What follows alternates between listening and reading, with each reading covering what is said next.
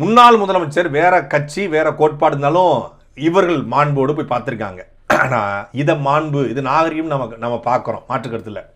இது நாகரிகம் என்று பார்ப்பது போல தான் முத்து அவருடைய மறைவிற்கு அண்ணன் சீமான் அவர்கள் ஸ்டாலின் அவருடைய முன்னாள் முதலமைச்சருடைய வீட்டுக்கு போய் பார்த்ததையும் நாகரிகமாக அரசியல் பண்பாடாக பார்க்கணும். அன்னைக்கு ஸ்டாலின் அவர்களை அண்ணன் சீமான் அவர்கள் போய் பார்க்கும்போது பணம் வாங்கிட்டாரு என்று குற்றம் சாட்டிய கும்பல் இப்போ முன்னாள் முதலமைச்சர் பார்த்துருக்காருல, உங்க கூட்டணி தயவுனால தான் நான் முதலமைச்சரானேன் அப்படின்னு நன்றி சொல்றதுக்காக போனாரு அப்படின்னு சொன்னா எப்படி இருக்கும்?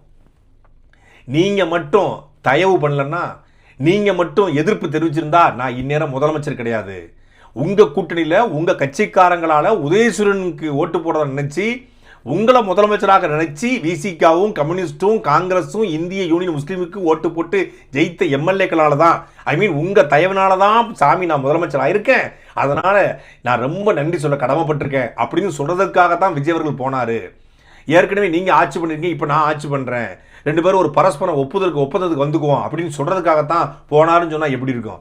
இது ஒரு நாகரிகமான சந்திப்பு. அதை நாகரிகமாகவே நம்ம பார்க்குறோம் இல்லையா?